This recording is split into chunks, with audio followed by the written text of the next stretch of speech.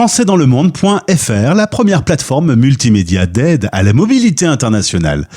Bienvenue sur notre podcast, je suis Gauthier Saïs et j'ai le plaisir de passer 10 minutes avec Rachel Deméo. C'est notre grande série sur le retour en France.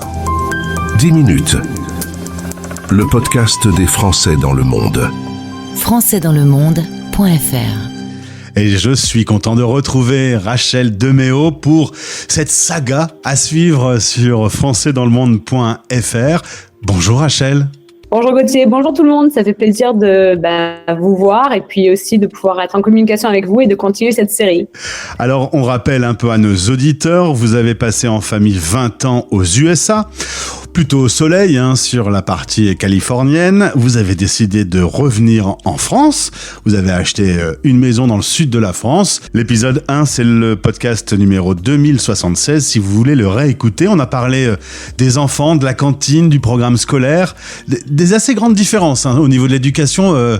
Et t'étais plutôt sur, on avait donné 1 point à la France versus 0 aux USA, voilà. Sur le système éducatif en tout cas. Oui, c'était bien ça. Aujourd'hui, on va s'intéresser aux relations humaines, mais juste avant, un grand moment dans la vie de la famille, le conteneur avec toutes vos affaires, qui est parti le 15 décembre dernier de Californie, est enfin arrivé avec un léger retard. C'est bien ça, il a été retardé quand même 3 fois. Il devait arriver à la base fin janvier, donc on pensait un mois. Il nous avait dit 1 mois et demi. Puis après, ça est retardé une 2e fois. Et puis là, enfin, on l'a reçu mardi. Donc, ça faisait déjà plus de 2 mois qu'on n'avait pas nos affaires. Donc, on a eu beaucoup de chance qu'on nous avait prêté des matelas gonflables, de la vaisselle, des trucs vraiment pour pouvoir, entre guillemets, survivre pendant que nos affaires arrivaient tranquillement.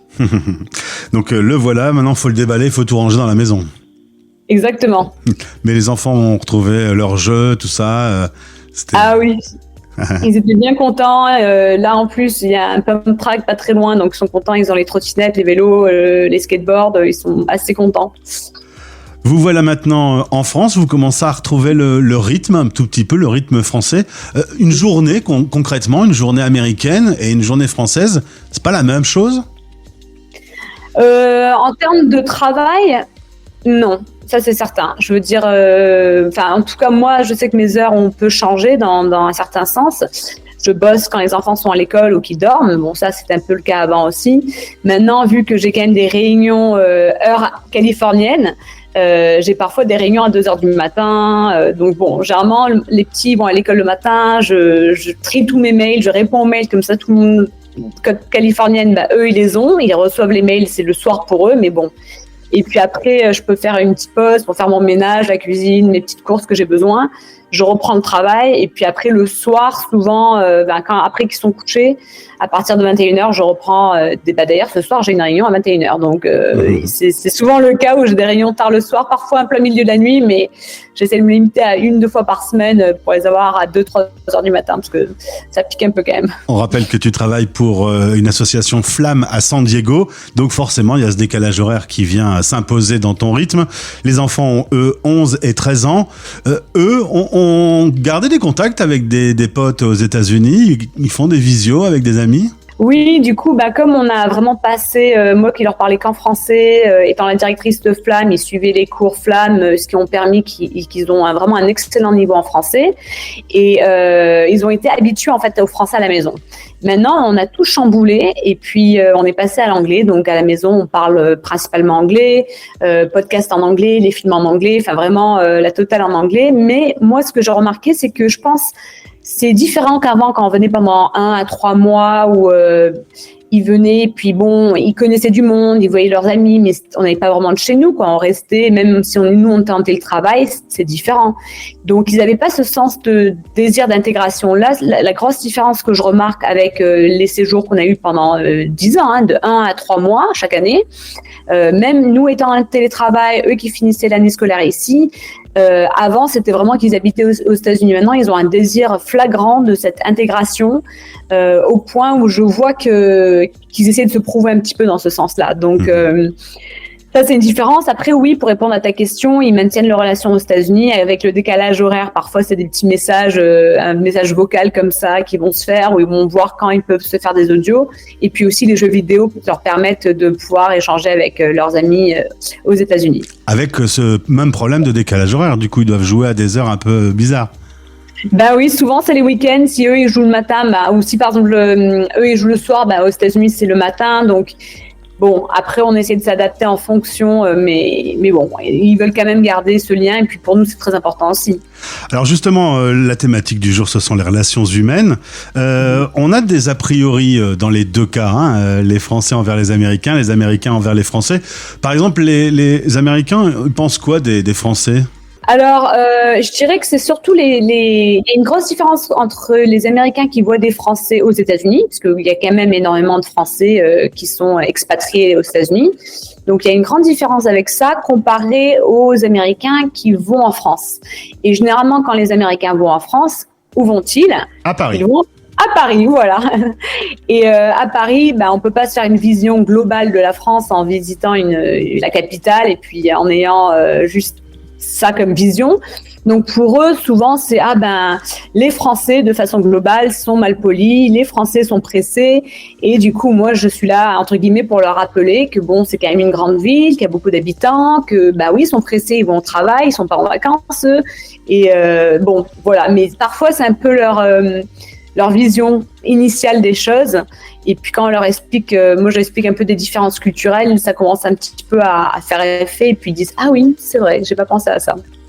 Du coup, toi maintenant que tu es dans le sud de la France, après avoir vécu 20 ans aux États-Unis, on te prend pour une Américaine ou on te prend pour une Française quand tu fais tes courses ? Alors, je sais pas l'apparence, mais quand je parle, on pense toujours, que j'ai toujours été ici, et bon, c'est surtout quand je suis avec un mari américain que là, je pense, c'est quand on parle en anglais ensemble, il se pose des questions, mais non, sinon on me dit pas à moi, on me pose pas la question à moi. Ça se voit pas.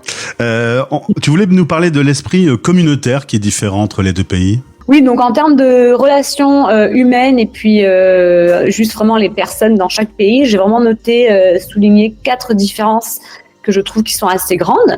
La première, c'est que ce que j'appelle la relation des connaissances, les premiers abords avec une personne sont vraiment très différents. Aux États-Unis, par exemple, les relations, je trouve que c'est vraiment les relations, ça va être plus amical à premier abord. Donc, tu connais pas quelqu'un, c'est « Oh, how are you doing ?» Ils sont très... t'as l'impression de les avoir toujours connus, ils sont hyper contents de te voir, mais ils te connaissent pas. Tu te dis, mais ils vont sortir le tapis rouge ou quoi là ? Ils savent même pas qui je suis. Donc ça, c'est un peu une grosse différence comparé en France, où c'est limite le contraire, où on s'en fout. Les Français sont plus dans leur bulle, et puis en fait ils se focalisent sur leur groupe d'amis.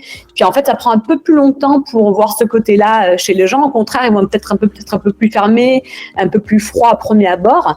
Mais à long terme, c'est un peu le contraire. C'est-à-dire que après, je sais que dans le sud de la France déjà, c'est une grosse différence. Donc, mais là encore, je dirais que même du sud de la Californie au sud de la France, il y a aussi cette différence-là. Et j'ai l'impression qu'en fait, en France et aux États-Unis, c'est là que c'est différent. Où aux États-Unis, c'est vraiment le gros truc en premier. T'as l'impression de toujours les connaître, mais il y a pas beaucoup plus par derrière. Ouais. C'est un peu plus en superficialité.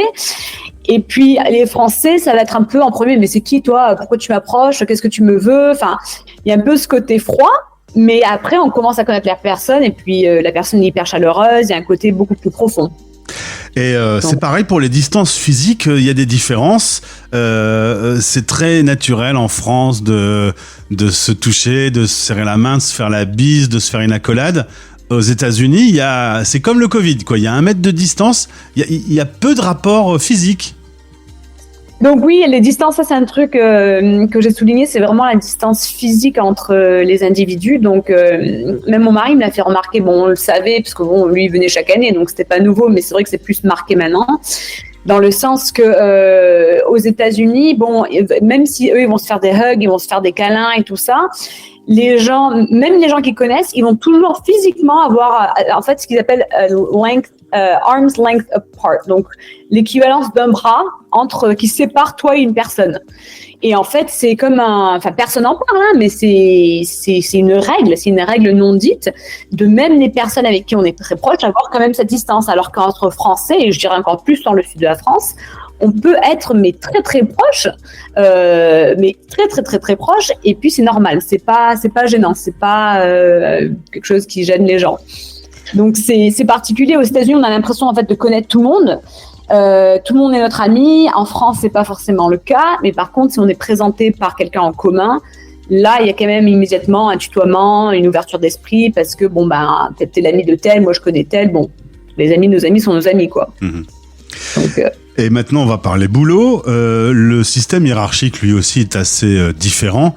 Là, tu as vite constaté qu'on avait deux approches différentes de fonctionner dans le travail ? Oui, et je sais pas encore si c'est plus parce que nous on est dans le sud de la France et que peut-être que c'est différent ailleurs dans la France. Je prétends pas tout connaître du tout, mais ce que je vois, c'est que par exemple un truc, on parlait de ma banquière la dernière fois, donc j'en reparle.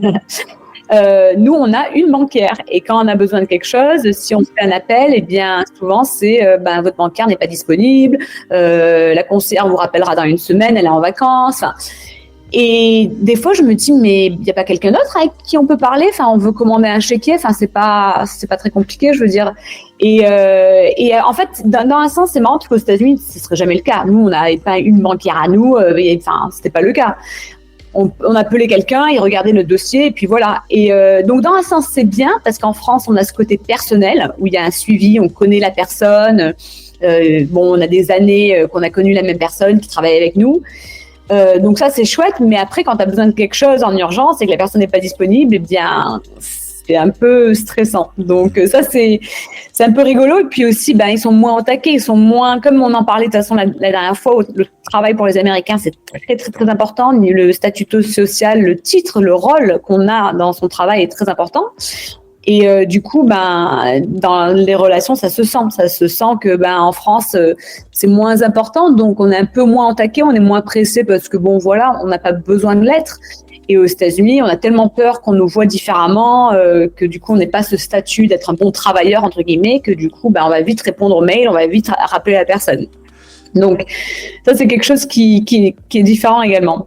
Si je résume, Rachel, tu me diras si j'ai plutôt raison, on a l'impression que c'est plus chaleureux, mais peut-être plus superficiel, les relations humaines aux États-Unis, alors qu'en France, il faut convaincre, mais une fois que c'est fait, c'est peut-être plus réel, plus vrai. Oui, je pense, et puis je dirais encore plus aux États-Unis, nous on est plus marqué nord-sud en France, et aux États-Unis c'est côte est, côte ouest. Et c'est vrai que moi qui ai vécu 2 ans côte est, la Californie côte ouest, ça n'a rien à voir. La Californie c'est comme un monde en soi-même entre guillemets, donc c'est encore plus prononcé là-bas. Et puis il y a une dernière différence que j'ai bien remarqué justement à cause de là quand on a eu le conteneur qui était retardé.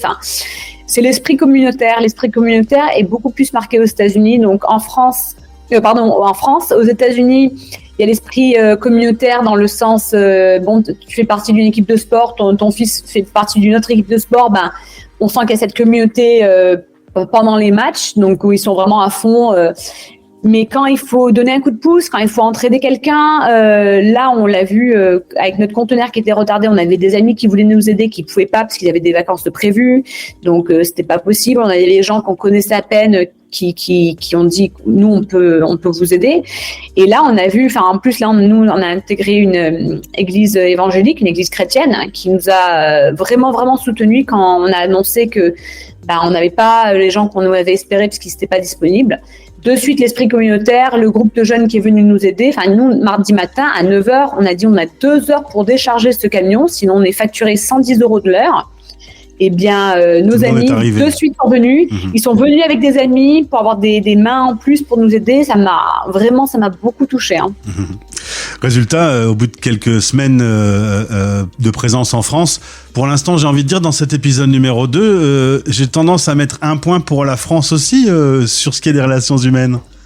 Pour les relations humaines, oui, je suis d'accord. Pour les relations humaines, je pense que les Français, ils ont encore un point en plus. Bon, à suivre en tout cas, Rachel, puisque on continuera dans un 3e épisode.